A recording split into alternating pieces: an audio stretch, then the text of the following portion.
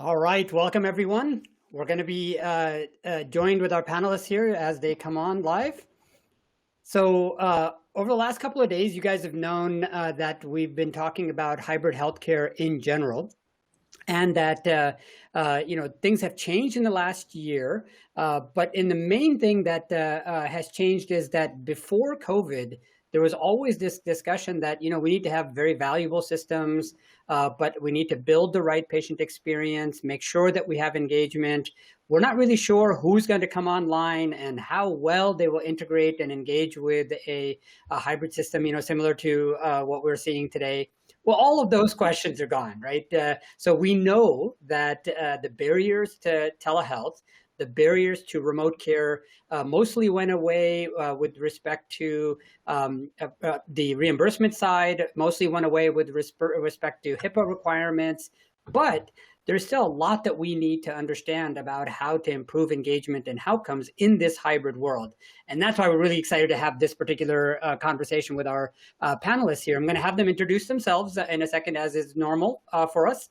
And as you guys have questions, please do ask them. And then, of course, we'll bring you on live if you feel like coming up on the camera to have an interactive conversation with the panelists. But before I get started with the introduction, what I want you guys to start thinking about and during the panel is, when we say patient experience, what do we mean? When we say engagement, what do we mean now that we know that once the barriers from a reimbursement and the barriers around HIPAA and security, et cetera, were brought down, we know that there was some automatic engagement that occurred. A year from now, some of those barriers will come back up, but we know what was possible in the past. Now, putting that into the future, we can tie these up. So that's what this discussion really is about, is what is a patient experience we can expect in the future, now that we know what is possible given this accelerated COVID benefits of the barriers being removed. But at the same time, did we learn something in which the outcomes can now be better understood so that we can measure and manage the patient experience much, much better? So that's the settings around where we're going to begin our conversation. And so with that, I'd love to introduce Shannon first, and then we'll go to Gary, Bruce, and then Brad. Shannon, please introduce yourself and what you're doing in this space. Great, Shahid, thanks. I'm Shannon Phillips. I am the Chief Medical Officer for Community Care at Intermountain Healthcare. We're based in Salt Lake City, and president of our medical group. I'm a pediatrician and a hospitalist, and I've had a long career in safety, quality, and experience, both here and other places. I guess Shahid, really excited about the topic. I think for a long time in healthcare, we've been very passive about the experience for patients, and I think forming a positive, consumer-oriented, person-centered experience in healthcare creates stickiness and creates health. Our mission at Intermountain is to help people live the healthiest lives possible. I think that resonates across all of our organizations, and I look forward to the conversation about talking more about how we engage both our caregivers and the patients we serve in that journey. So thanks. Absolutely. Very, very welcome to have you here. So Gary. Yeah, good afternoon. Thanks for the invite. Gary Lynch. So I manage the healthcare and life science vertical for Verizon Business Group. And sitting here on this panel, it reminds me of the saying, if you're the smartest person in the room, you're in the wrong room. So I think I'm in the right room here today. So that's exciting. I've spent my career helping providers, payers, life science companies kind of navigate the reimbursement and regulatory landscape, which is ever changing. So it always kind of keeps you on your toes if you're following that. But excited. Patient experience is something that's kind of near and dear to my heart. I've spent a good bit of time in the patient engagement space, care coordination space as well. So looking forward to learning from my panelists here. Awesome. Bruce. Thank you, Shahid, and thank you, fellow panelists. My name is Bruce Darrow. I'm a cardiologist at Mount Sinai Hospital in New York City. I've been at Mount Sinai 21 years, and for the last 9 years, I've been Chief Medical Information Officer and more recently Deputy CIO in that role, I got to lead the IT response to COVID for our hospital system back when we got hit in March and April. And just more broadly, I get to participate in the informatics efforts of the organization, which overlap with anything that involves, my team represents the patients and doctors to IT and IT to doctors and patients. And I'm interested in hearing what others have to say today. Excellent. Welcome, Bruce. Brad? Hello, everyone. Brad Crotty. I'm from Frederick Medical College of Wisconsin. We're based in southeastern Wisconsin, anchored in Milwaukee. I serve as the system's Chief Digital Engagement Officer. Working through telemedicine and driving the digital transformation efforts across the enterprise. I also serve as Chief Medical Officer for a subsidiary that we created called Inception Health, which manages our digital portfolio. I'm an internist. I'm an informatician by background, and happy to be here with you all. Excellent. And as we normally do, if any panelists have questions for each other as well, please do ask. But I'll kick off the conversation with not to define patient experience, but to clarify around when we say patient experience from an institution's point of view, we often think about the institution as truly the center and the patients are revolving around it, right? Because if you've got a physical facility, we think that the experience of the patient should be about how they come to our front door, how they navigate within our facility, how they park at our facility, where they might eat when they're at the facility, et cetera. But when a patient thinks about their experience with the facility is, some small iota of the rest of the patient's life. And when we think about patient experience from the patient's perspective, that is very different than the patient experience from the institution's perspective. And being at a giant institution, Shannon, I'd love for you to jump in first and say, when you think about patient experience, how hard is it for you guys to get out of your own facility and truly put the hat on of a patient and say, look, Intermountain matters, this much to a normal patient. Unless they have a very, very chronic condition or they've got some big healthcare problems, it matters a lot more. But in a normal case, you matter very little, but you still want to be patient-centric with the patient experience. What does that look like from the patient's point of view versus the institutions? And then we'll bring in the others on that question as well. I was going to say, I'm going to learn in this, so thanks for that. I think all the things you mentioned in your setup of the question are like table stakes, right? So why, gosh, you ought to get those things right. And I think if we're really going to be on our front foot in healthcare and creating an experience for patients that supports their health, we really have to get out of our own way. So I say, if we're not including the voice of the patient in the design of healthcare, I think there's a real mistake there. We have an opportunity to create relationships with people that create that stickiness and partnership in a journey of health. And relationships mean different things to a lot of different people, right? My mother might want the come in the office, touch, feel, connect thing. And for my daughter, that might be the first person who's available to me online because I have an issue right now that I want to solve. And so the really redefining the relationship, I think, is really, really important. Person-centered.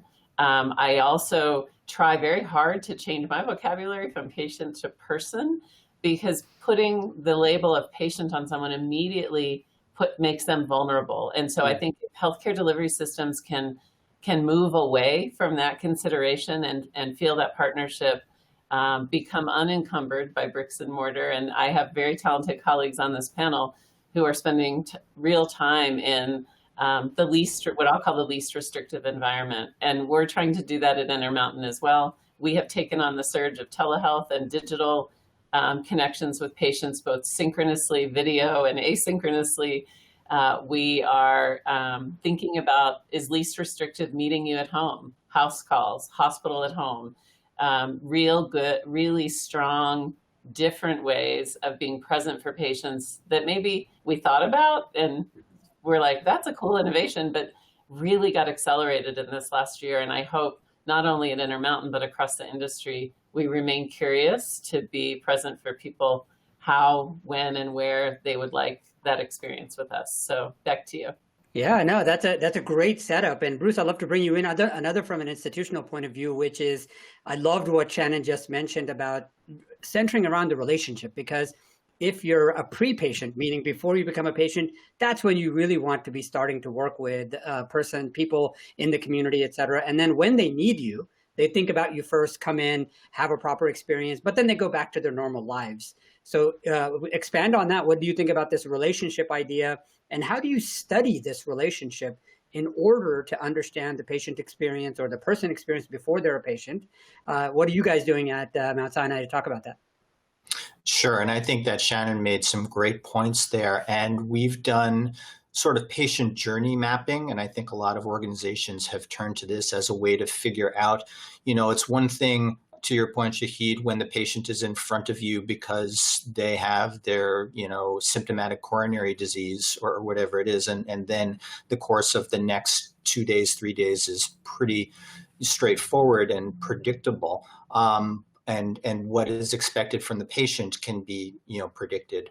But, when they're in the community, when they're trying to figure out, where they want to have their childbirth, where they want to bring their child, if they just moved to the city, if they have been healthy all their lives, but they have something new, how they want to interact with us. And we've learned a lot from listening to patients and patient journeys. The way I would think of it is, we think of ourselves a lot of times as healthcare organizations as the center of that healthcare experience, to your point. But it's more like, if you're flying on a plane, when people flew on planes at least, sometimes if you have a screen in front of you while you're sitting there that has all the options, you might be the person who wants to look at the plane's air velocity and their altitude and their speed and how long it's going to be and whether or not you're flying over, Butte.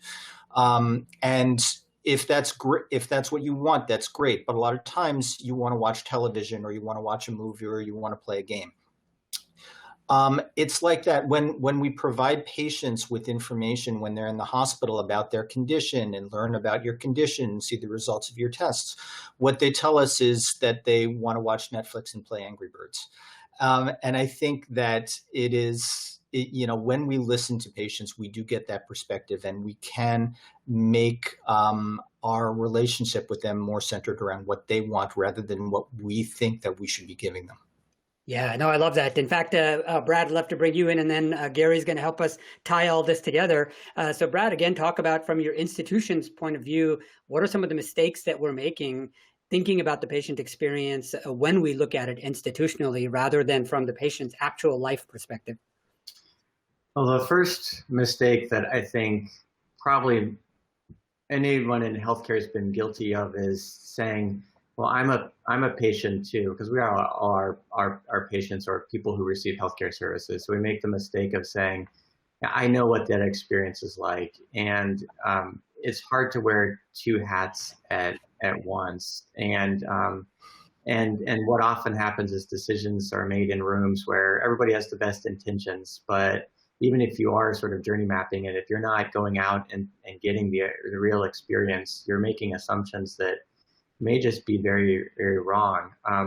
I love what's been said so far. I guess the two things I would add are just really trying to embed structure and process into the organizations to really try to, make this longer lasting. And I can just share that the structural things that we've done is one, I mentioned at the beginning that we have a subsidiary that manages digital health, and really we work from the consumer perspective. And one of the things that we've done is we put together a small board of the health system CEO, the CIO, the chief strategy officer, but it sort of gets it out of all of the other committees that are very, let's say the committees are very good at preserving the status quo. And if we're really trying to make better consumer experiences, and sometimes it creates some friction, but it's structured to try to get it right from the person's perspective. We have also, recently hired a chief experience officer, and that person we deliberately hired outside of healthcare. They're not a clinician. They haven't been working in healthcare. So that is that structure is helpful. And then the process is making sure that we include the voice of we use the term VOC, voice of the customer, but really voice of any of our anyone getting services, and what's our plan, just as if we're going to measure a metric of, is this going to move rehospitalizations, or is this going to move some other quality measure? What's our plan for measuring the voice of the customer as we go along? And I love what Shannon mentioned. It's totally not one size fits all, and I think what we're really going to need to do is not put patients in one big bucket and say this is what patients want, but continue to understand that we're going to need to deliver more individualized experiences for people, and then get good at that. Yeah, and Gary, obviously, as you look at Verizon and your 180 plus, different service lines, products, solutions, et cetera, that you guys can bring to bear to healthcare, one of the things that I think you guys can bring to bear is completely unrelated to the tech part. It is that you are literally sitting in a consumer-directed business. Like, you guys do not get to make a guess about what the consumer might want, and let's see how it goes. And maybe they might contact Verizon, maybe they might not. If you are not consumer-centric, literally from the ground up, people's, whether it's something as simple as a cell phone or telephone or remote patient monitoring, your competitors are very easy to jump to. And so you have to be very consumer-centric. What do you guys know about consumer centricity that you think you can bring to the healthcare sector to talk through? You've got Brad, you've got Bruce, you've got Shannon. They're trying to do this. They're open arms already getting in.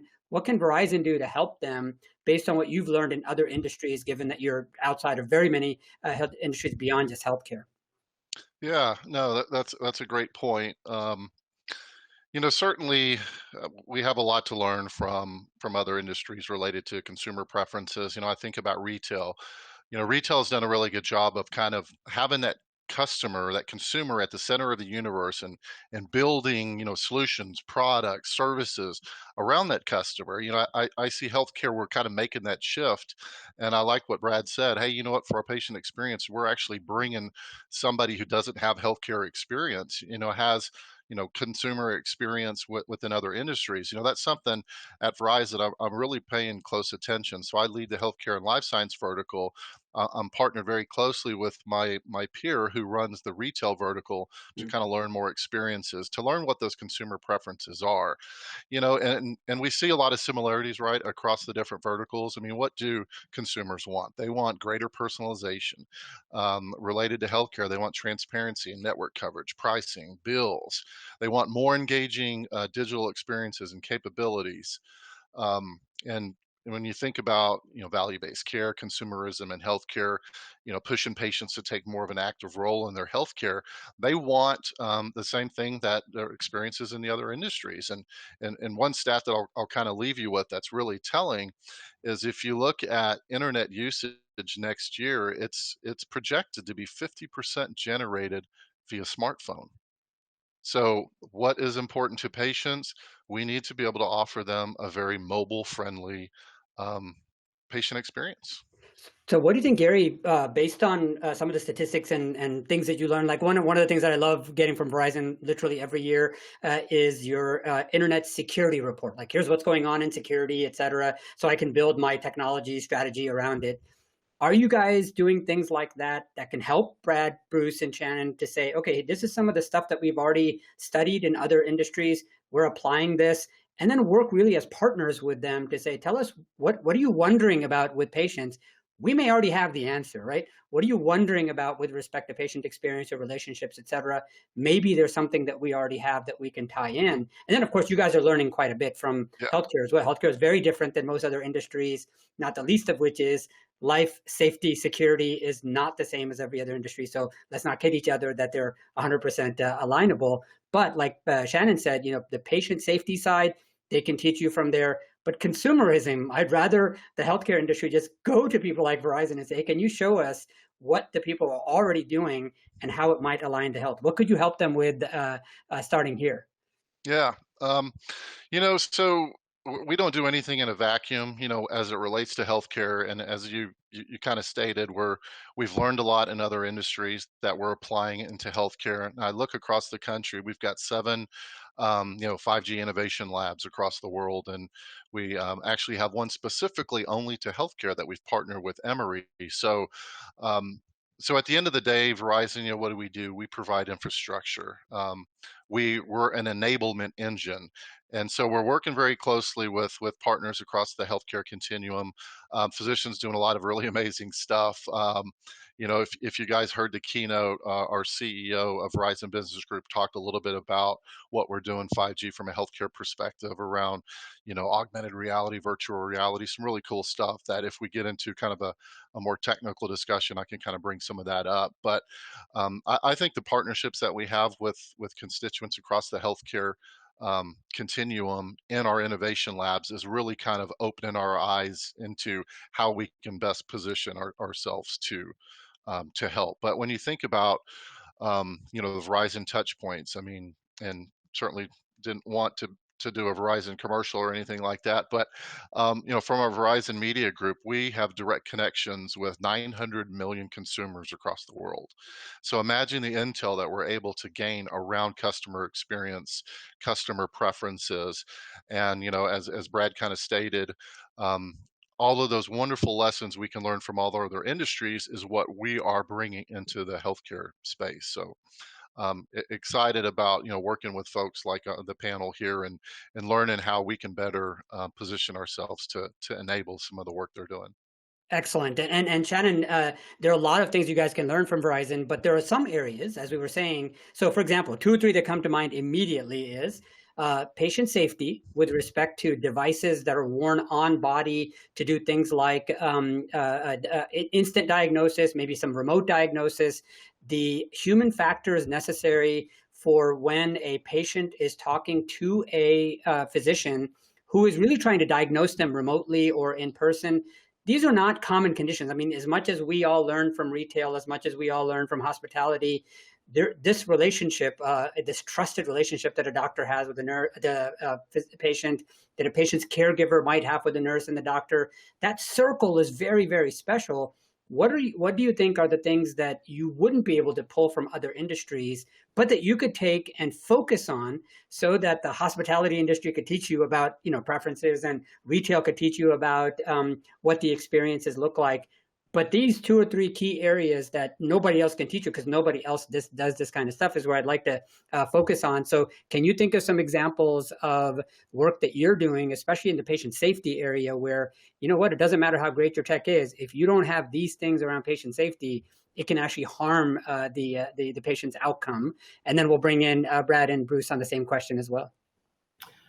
All right, you're picking a hard space here. Yeah. So I would actually submit that we have a ton to learn from other industries and maybe even in this space. The foundation of safety to me are probably 2 things. One is high reliability, right? So could we leverage technology differently today to support us in the work of providing healthcare? That we've overcomplicated healthcare. So will we put forth the energy and the effort to reduce variation in a way and simplify to put us in a good place?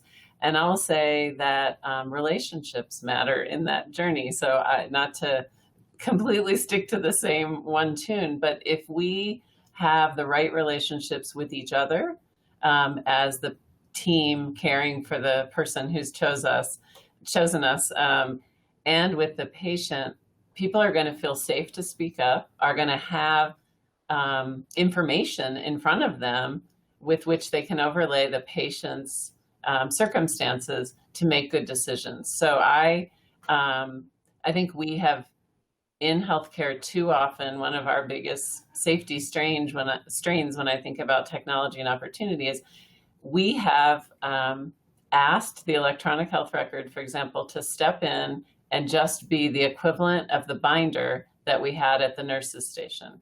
Mm-hmm. We write long notes and complicated things that do not actually help us accelerate creating insights from this data to care for people. And I think that's a real safety risk to us. I go in and round in the hospital, or people go into the clinic, and we do the same thing we've done for 40, 50, 100 years. Yeah. And we have to ask ourselves, are we willing to be vulnerable and step back and say, what's possible if we let a device tell us and analyze and put the right insights in front of us? And do we trust that? And will we make that leap? So I think there's tons of things we need to learn from other industries. Probably they've done some of this, but these are the things that speak to me from a safety perspective. Thanks. Perfect. And that's a great setup. I think, Bruce, when you think about where we're talking about patient safety, one other thing that is kind of special in the healthcare industry is what is referred to as SHI. So SHI are things that are sensitive health information, things like even if I'm a patient and I'm mentally ill, for example, there are things that even I as a patient are not supposed to know about me, because I may use that knowledge or abuse that knowledge to harm myself, right? There are very few other industries where we say, well, I can't tell you what you bought, like in retail or hospitality, et cetera. So SHI is another area in addition to patient safety. You can expand on either one of those. I just want other industry members to think, especially audience members love to help in healthcare, and we want them to be very, very helpful because they can, but there are some very key things here that we want to cover with them. So can you think of anything else besides patient safety, SHI, that you'd want to tell the audience about? So I do think that SHI is an interesting topic, and I'd be interested in Brad's perspective on it, given his work at Open Notes, because this is one of the things that comes up all the time. One of the potential barriers to a good patient experience is the clinician who writes a note and says, well, I don't want my patient to see what I wrote. I didn't write it for the patient. There's nothing that puts barriers between a doctor and a patient more than, well, I won't show you what I'm writing about you. Having said that, there are edge cases where it is appropriate, and sometimes from the patient's perspective. As we were rolling out some of the 21st Century Cures Act provisions, one of the edge cases that I had never thought of is parents who get genetic testing but don't want to know what whether they're going to have a boy or a girl. And that's information that would just be provided to them if we blindly released everything to them, but they really don't want it released to them. Mm-hmm. But so there are complicated discussions and decisions that need to be made, because healthcare data it's not like an ATM where it can do 6 transactions and everything is hard coded. But I agree, Shannon, it could be easier than we do make it because of the way we've been taught to make it, and we could definitely make it easier.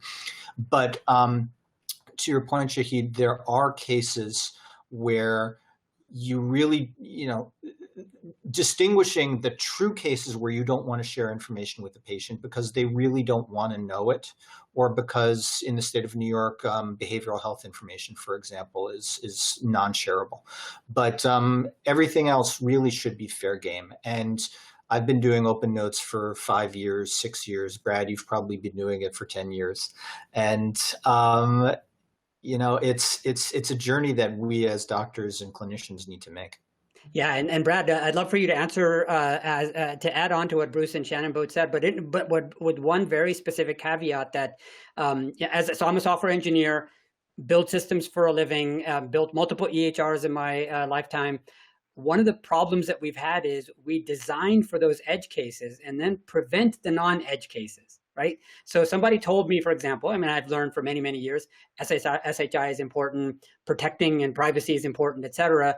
But then we put in so many barriers for that one edge case that it makes everything else so painful to use. As Shannon was mentioning about the EHR, how do we keep the folks who are coming in truly looking at patient experience and say, you know what, edge cases are edge cases, and we have to design separate systems for those. But the non-edge cases, let's make them, like in the case of Open Notes. You remember when we first all started talking about Open Notes, everybody always went to that one crazy patient that might go insane and go shoot people. We're like, guys, that is not the most common use case. So let's go with the most common use case and worry about the edge cases later. Do you find that when you're dealing with patient experience and trying to figure out how to understand the relationship, does that still get in the way quite a bit of design? Yeah, it does, and it's funny because I've already had one conversation already earlier this morning with our compliance office. Very well intentioned about trying to figure out, well, this is an edge case. Don't program. Let's not reprogram for this. Let's come at it another way. But it's true. I mean, healthcare. For the audience, I mean, you all know this. I mean, healthcare is complex. It's heavily regulated, and like Bruce just hit on the fact that you got state regulations that are different, you got federal regulations, and insurance companies can put other things in their contracts. You got to navigate all of that, and what happens is you can get paralyzed with all of this. And I'm sort of thinking with safety too. Kind of coming back to that, and then we'll sort of jump forward. Because we're dealing with people's lives, it can be a higher bar. So versus something else that we're getting in the consumer industry, if we're, doing a digital health tool, for instance, digital mental health tool, for instance, the stakes are a little bit higher, and people are also worried about what's my level of risk. That's kind of what it comes down to. And, we're scientists at heart in healthcare, and if you provide some data, it can really help. But so we have to have data. We have to monitor this, and open notes help. And I think with safety and digital health, we really do need a robust safety agenda in digital health. But I think that for the most part, it's going to be a way that delivers care that's safe, convenient, and on a par with other ways that we can deliver most ambulatory care.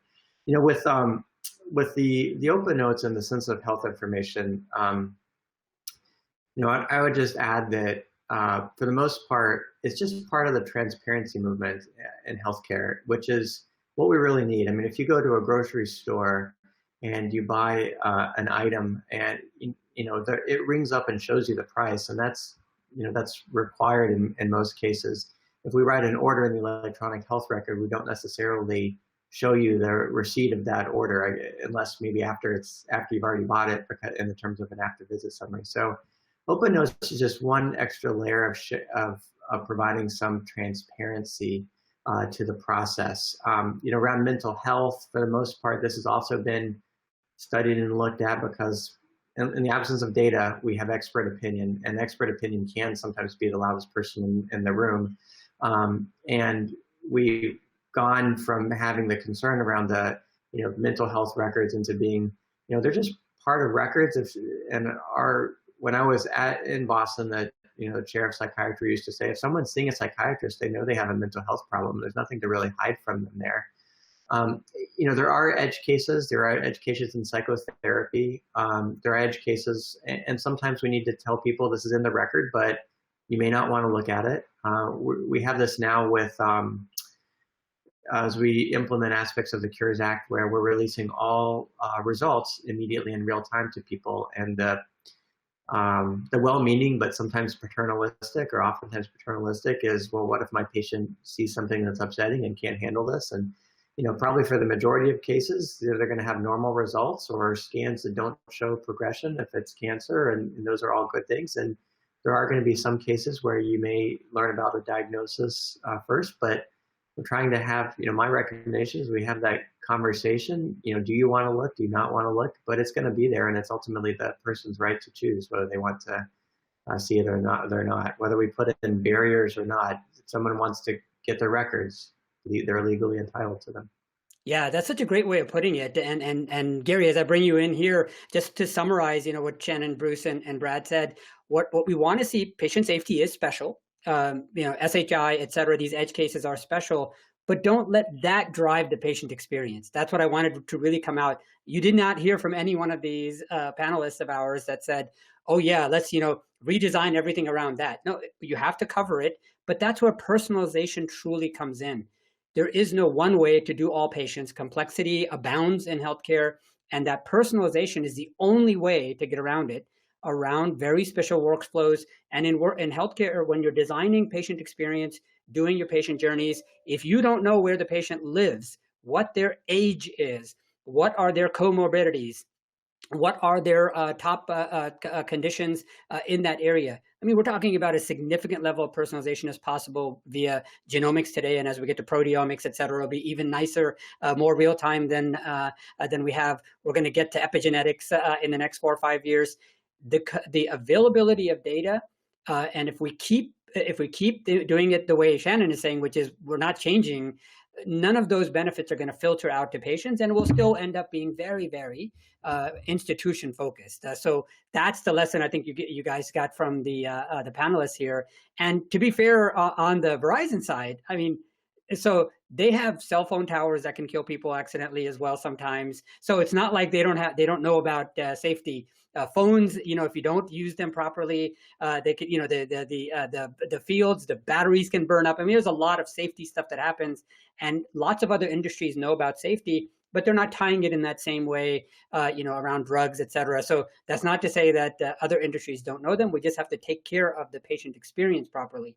Now, with that, Gary, I'd love for you to comment if you'd like to on Brad's, Bruce's, and Shannon's comments. But there is a question that Julie asked in the chat that said she loves the person-centered thought process, but she was wondering, how do we position for the population that doesn't have easy access to technology, rural, homeless, seeing that challenging aspect really highlighted with the COVID and vaccine rollout? That is driving our patient experiences. When everybody had to come in person, what drove your experience was logistics to get you to a facility. Now, if you're not coming in person, the devices, the software, devices as simple as, I've got a phone that can only do 2G or 3G and or 4G, but I've got a service that needs 5G. Where are you guys seeing, Gary, from the Verizon point of view, helping hospitals and health systems understand where is the capability of their patients in their markets today, and how do they design the experience around the devices and the things they actually have, rather than what they might design, as a futuristic state?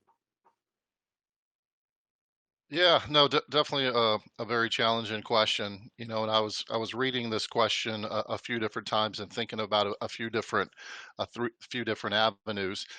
I see some states, like Washington, for example, they had this program that said ER is for emergencies.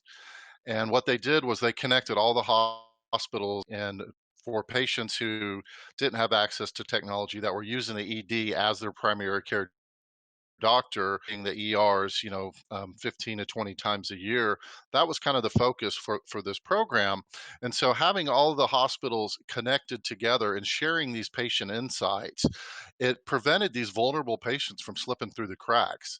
It's something that, I've been really focused here in Texas, and have been working to get in front of the appropriate people with the State Department for Health and Human Services to kind of share those experiences on what we're doing in other states. Because and especially with COVID, it's highlighted folks with mental health, behavioral health issues, opioid addiction, and those patients today are slipping through the cracks. So until we can get to a point we connect all the different hospitals together, regardless of EMR, we break down the silos. That's the only way we're really going to kind of get in front of that problem and those populations to kind of help those vulnerable people to be able to, imagine to be able to, as a patient presents for services in an ED, to have a highlight on the ED track board that, hey, this patient is on a pain contract, they have substance abuse disorder, so that we can appropriately intervene with the patient and get them to the care center that they need. Yeah, those are great ideas. And in fact, one thing that you're able to do today, which we could not do a little over a year ago, is truly have the ability to bring patient care where the patient is, rather than forcing the patient to always come to the care. And of course, Shannon is nodding because that's exactly what's happened at Intermountain and Mount Sinai and Brad's facilities as well. So let's think about that model there for a second, Shannon. What are you doing in Utah specifically to help with the time period now, where if the people don't have devices, if they don't have connectivity, they can't actually get help. They couldn't just show up in the same way they used to before. What's going on with respect to health equity in that area around availability of technology?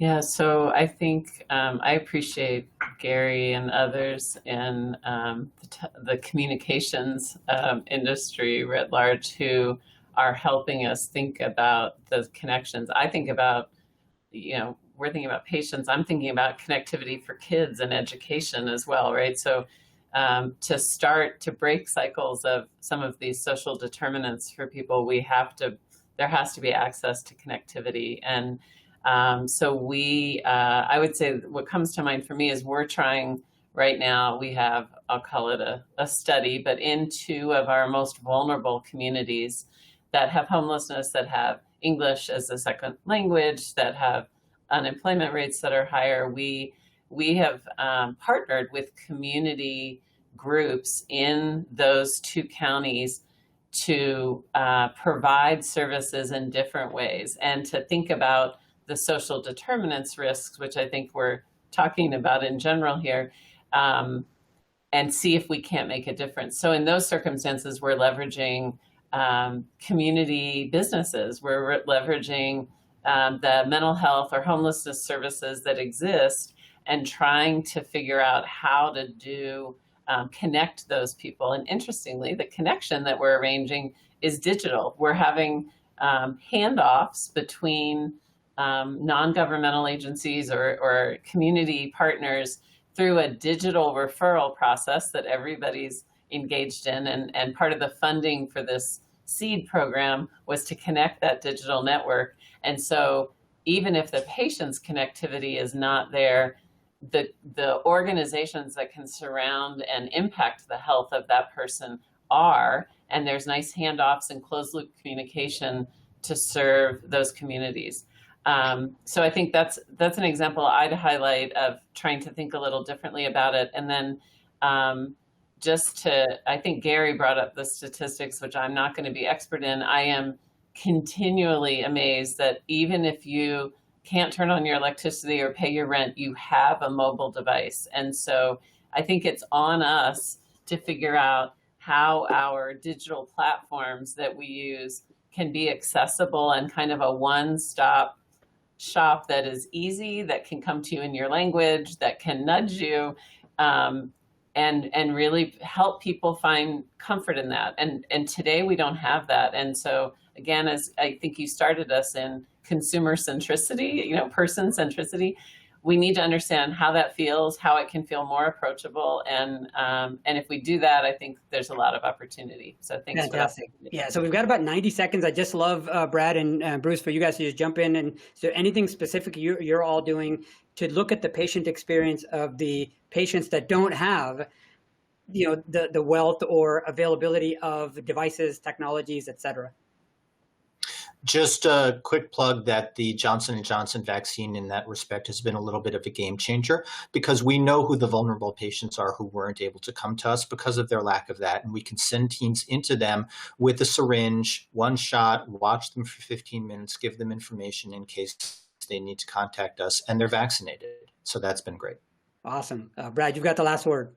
And I just, we've talked about video visits, but, we can also deliver care by telephone as well. So we need to make sure from a policy perspective, we don't lose track of that. Excellent. Awesome. Very pithy. Glad we're able to finish up here. Thank you so much, Bruce, Brad, Gary, Shannon, for helping us understand the patient experience side here. And of course, to the audience, the contact information is available. Please reach out to them, especially Gary's looking for folks to look to see who else needs this kind of help that Verizon has for help in the hospital industry. Please reach out to them, and we will see you on the next session that is going on literally right now. Thank you very much. Bye, all. Thanks. Thank you.